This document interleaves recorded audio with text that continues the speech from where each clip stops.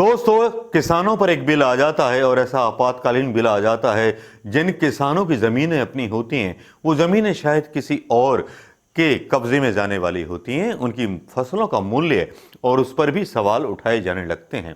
प्रधानमंत्री मोदी जी चाहे railway station का किराया बढ़ाना हो, चाहे रेलवे स्टेशन पर उन्हें ज़्यादा किराया लेना हो केवल यात्रा करने के लिए, अब शायद लगता है कि गरीबों की सरकार नहीं रह गई। अब ये सरकार सिर्फ केवल इंडस्ट्रियलिस्ट की या कॉरपोरेट्स की सरकार रह गई है।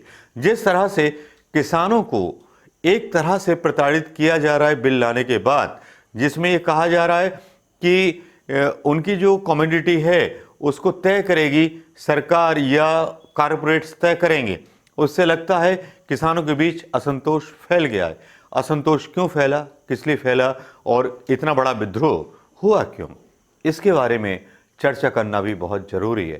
किसानों की उस बात को सुनना भी ज़रूरी है जिस तरह से बेरोज़गारों की बातों को भुला दिया जाता है। खैर, रोज़गार तो नहीं मिलेंगे देश में। अब किसानों के फसलों का मूल्य मिलेगा कि नहीं मिलेगा, उनका बीमा कितना आता है कितना नहीं आता, इसके बारे में भी बहुत सारे क्वेश्चन मार्क्स लग जाते हैं। उन क्वेश्चन मार्क्स पर प्रधानमंत्री मोदी जी की तरफ से कोई सवाल नहीं आते, लेकिन यहाँ आंदोलन किसानों का जाग जाता है। ये जो बोल रहे हैं कि इससे किसान को बहुत फायदा होगा, मैं फैक्चुअल बात कर रहा हूं। इनकी अपनी सरकार है एनडीए की, बिहार में 2005 से सरकार है ना। 2006 में नीतीश कुमार जी ने जो एपीएमसी एक्ट है वो हटा दिया था, जो एग्रीकल्चर प्रोड्यूस मार्केटिंग जो एक्ट है वो हटा दिया था। बिहार की हालत वो आज जाके देखो 2019 में उसकी स्टडी करी गई national council of agriculture research ने, रिपोर्ट अगेन वो वेबसाइट पे है। उसका देखो कि ना कोई प्राइवेट इन्वेस्टमेंट आया, ना एमएसपी मिली, किसान की हालत बद से बदतर हो गई। ये तो झूठ बोलने के माहिर हैं। इन्होंने किसानी खत्म करनी है। अपने मित्रों को, ये बहुत बड़ा सेक्टर है, इसमें लाखों करोड़ का धंधा है एग्रीकल्चर, ये सिर्फ और सिर्फ।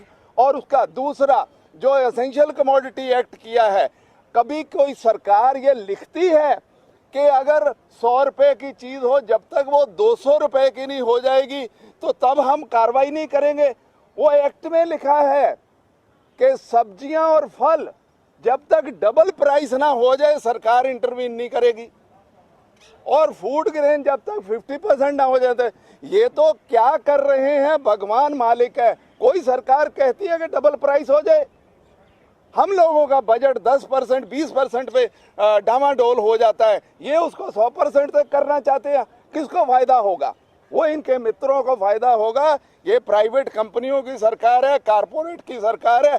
ये अंदर सारा झूठ बोल रहे हैं। हम इसका कांग्रेस पार्टी पूरा विरोध करती है। अब इस किसानों के आंदोलन पर किसने क्या बोला, क्यों बोला, कब बोला, यहाँ कांग्रेस की प्रतिक्रिया आती है। एक कांग्रेस के नेता को छोड़ करके किसान नेता की प्रतिक्रिया आती है, जो बताना चाहता है कि क्या गलत हो रहा है, क्यों इस बिल जो पास हुए हैं इसके खिलाफ क्यों है। जबकि एक तरफ भारतीय जनता पार्टी बता रही है कि ये बिल जो है किसानों के हित में है, किसानों को फायदा कराएंगे।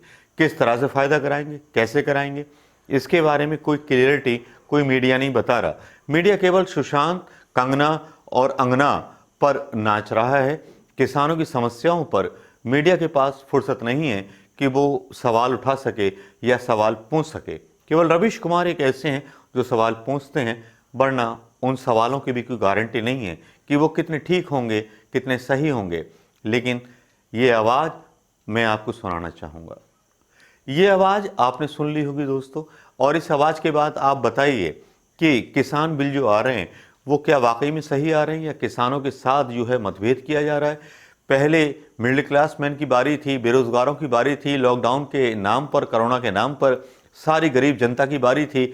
अब वो जिम्मेवारी कौन उठाएगा, कौन लेगा इसकी जिम्मेवारी? क्यों डर रही है किसानों की जिम्मेदारी लेने से?